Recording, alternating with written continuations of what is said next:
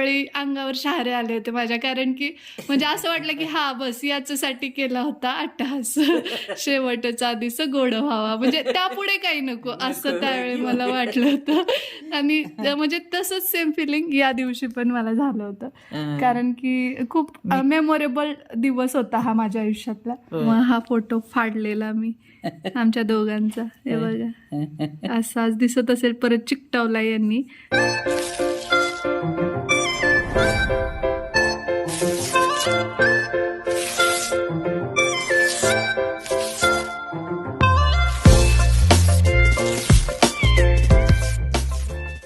Hi hello नमस्कार, आपल्या चॅनलवरच्या आणखी एका नवीन व्लॉगमध्ये मी वर्षा तुमचं अगदी मनापासून स्वागत करते. तर सहज मी क्लिनिंग करत होते वॉर्डरोबच्या इथं, त्यावेळी मला एक दोन गोष्टी सापडल्यात. आत्ता मला असंच वाटलं की तुमच्यासोबत मी ते शेअर करू काय येते. तर तुम्हाला म्हणजे नाही का मी कशी होते तेव्हा मी 12वीमध्ये फर्स्ट आले होते ना, तर त्यावेळेसचे माझे काही गोष्टी आहेत ज्या मला तुम्हाला दाखवायच्या आहेत आणि ते पाहून तुम्हाला पण प्रचंड आनंद होणार आहे. तर बऱ्याचशा गोष्टी आहेत, म्हणजे त्याच्यामध्ये श्रीमान सरकारांच्या पण बऱ्याचशा गोष्टी आहेत, त्यानंतरच्या DED मधल्या वगैरे. तर ते थोडंसं एक्साइटिंग आहे आणि तुम्हाला आवडेल, त्यामुळे शेअर करावं म्हटलं. तर चला, जेवण वगैरे आटोपलं आमचं. तर आता तुम्हाला थोडंसं छान जी गोष्ट म्हटलं होतं ना ती दाखवते, ती काय येते. कारण सुरुवातीलाच मी सांगितलं होतं ब्लॉगच्या की तुम्हाला मी 12th कशी होते किंवा काय त्या सगळ्या गोष्टी दिसतील, DED मधली मी वगैरे. तर जेवढं शक्य होतं 2 आहेत अल्बम, तर त्यातलं जेवढं पॉसिबल होतं तेवढं आज दाखवतो आणि राहिलेला पार्ट उद्याच्या ह्याच्यात दाखव. आता हे खोल बरं, कोण आहे असं.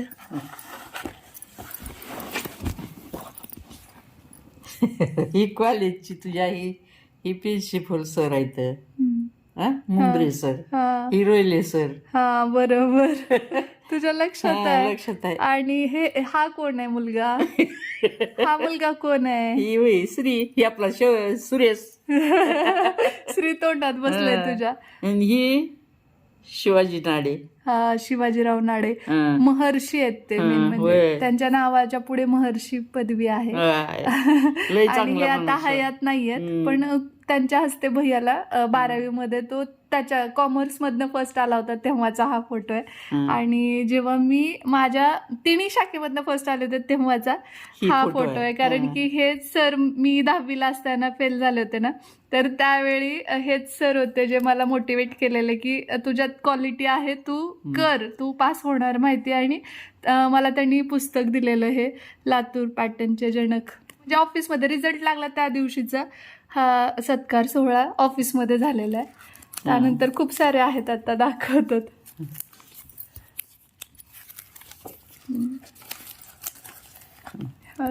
हा सार्वजनिक स्टेजवर झालेला सत्कार आहे.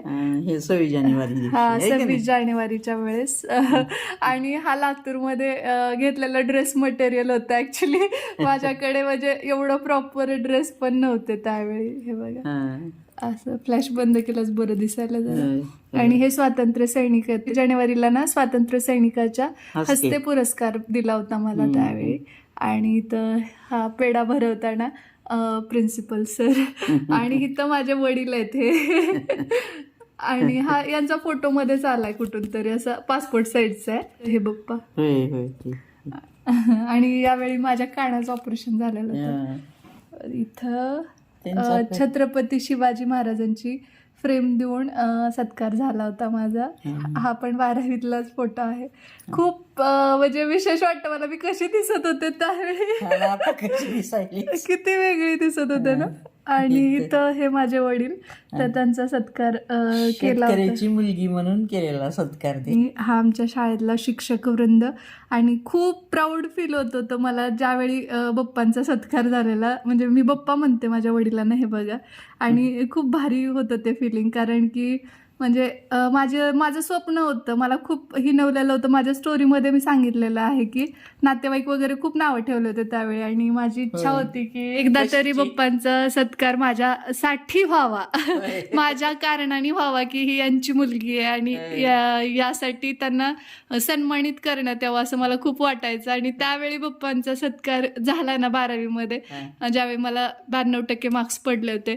आणि त्यानंतर नेक्स्ट टाइम मला फिलिंग तसंच केव्हा आलं माहिती का, ज्यावेळी आमच्या गावामध्ये माझ्या सासरमध्ये आई आणि सासूबाई दोघी सोबत होत्या माझ्या, त्यावेळी अंगावर शहारे आले होते माझ्या. कारण की म्हणजे असं वाटलं की हा बस याच्यासाठी केला होता अट्टहास, शेवटचा दिवस गोड व्हावा, म्हणजे त्यापुढे काही नको असं त्यावेळी मला वाटलं होतं. आणि म्हणजे तसंच सेम फिलिंग या दिवशी पण मला झालं होतं. कारण की खूप मेमोरेबल दिवस होता हा माझ्या आयुष्यातला. आणि एवढंच या निमित्तानं मी म्हणेन की बघा, कितीही काही झालं ना तरी प्रत्येक व्यक्तीमध्ये, प्रत्येक मुलामध्ये काही ना काही हिडन टॅलेंट असतं. तर त्याचं ना म्हणजे असं त्याला तू नापासच झालास म्हणून हिणवू नका. तो खूप काही चांगलं किंवा ती खूप काही चांगलं करू शकते आयुष्यात जर तुम्ही प्रोत्साहन दिलं तर. मला माझ्या घरच्यांनी खूप प्रोत्साहन दिलं. मी पुढे शिकायचं म्हणत होते का काही, मला ऍडमिशनच नको घ्यायचं पुढे, मला खूप अपमान म्हणले 10 वेळा तू नापासू, पण मी पुढे तुझं आणि ऍडमिशन घेतो, विषय काढ. 10 वेळा मी तुझं ऍडमिशन घेणार आणि तू नापास झालीस तरी मला काही प्रॉब्लेम नाही, पण तू शिक. तर त्या शब्दाने मला खूप हुरूप आला होता. म्हणून ना कुणीही आपल्या घरात जर एखादं मूल हे झालं, थोडंसं कमी मार्क्स आले, तर त्याला खरंच हिणवू नका, आहे की नाही. कारण कशातही तो बेस्ट असू शकतो दुसऱ्या गोष्टीमध्ये, कळत नाही माणसाला कसं कुठं हुशार निघतंय कुठं काय होतंय तेच की.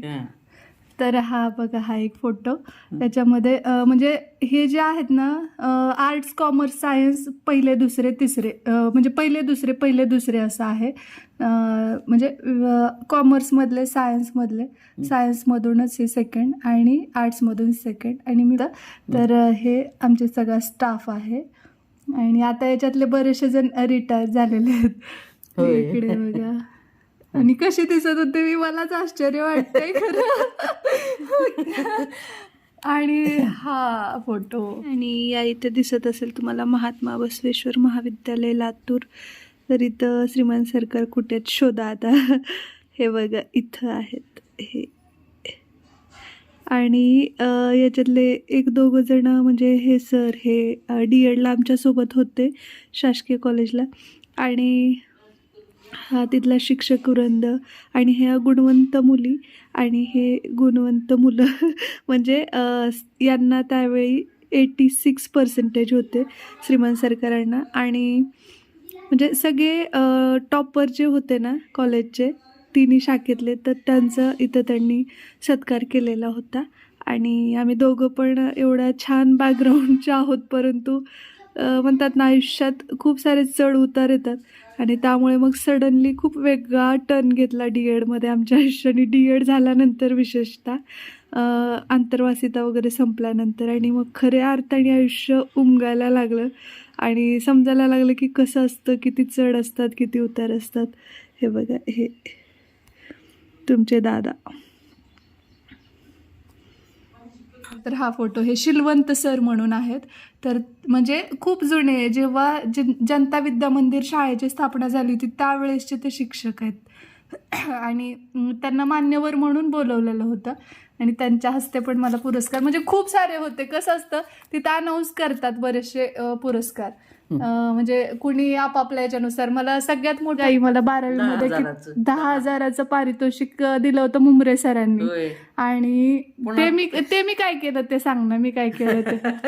वडिलांनी देऊन टाकलं, पप्पाली देऊन टाकलंच तुझ्या. हो, माझी पहिली कमाईच थोडक्यात. तरी तुम्हाला तुम्ही काही करा, हा, म्हणून मी त्यांना ते दिलं होतं.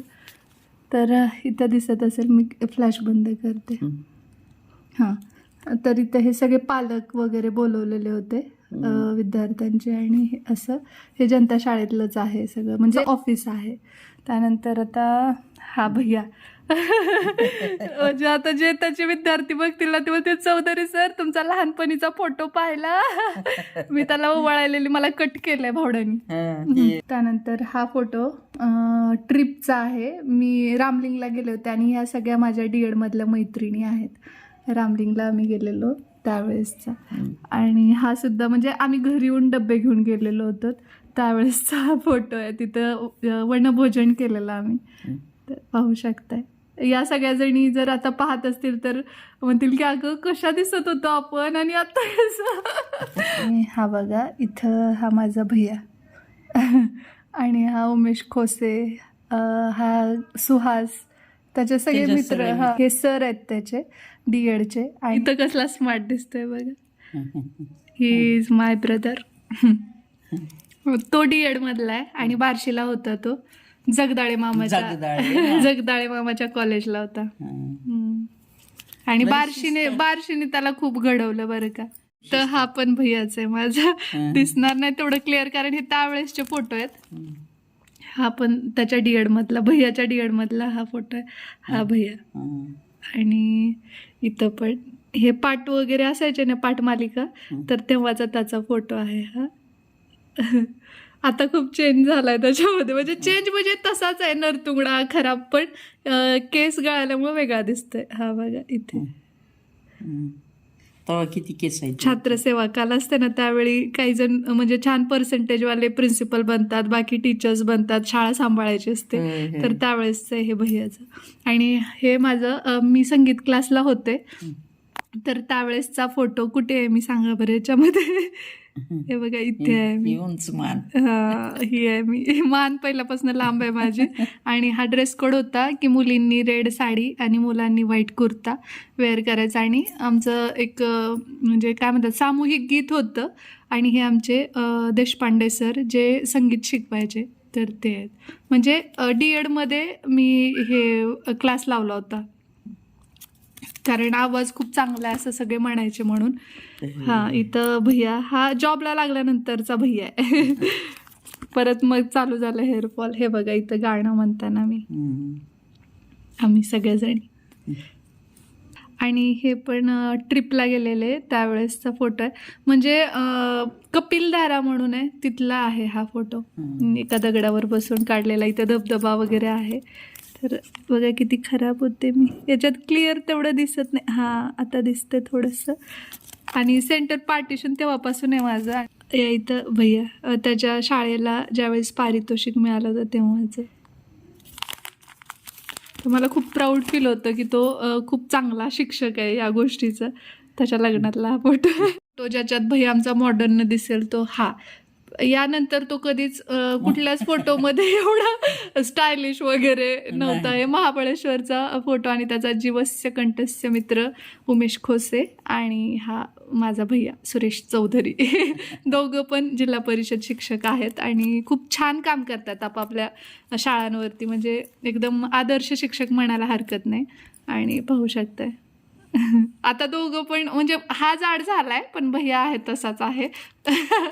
तब्येत काय सुधारली नाही. महाबळेश्वरचा भैयाचा ट्रिपचा फोटो त्याच्या मित्रांसोबत. इथं पाहू शकताय हे आणि मी.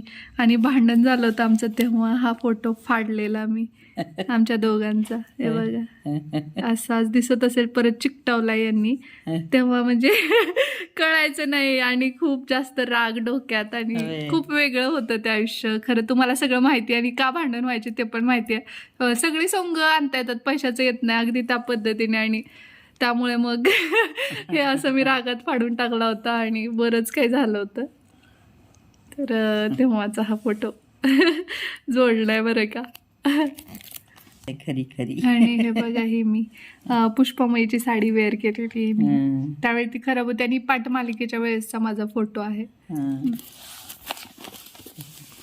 हे बघा म्हणजे डीएड मधलाच हा फोटो आहे माझा.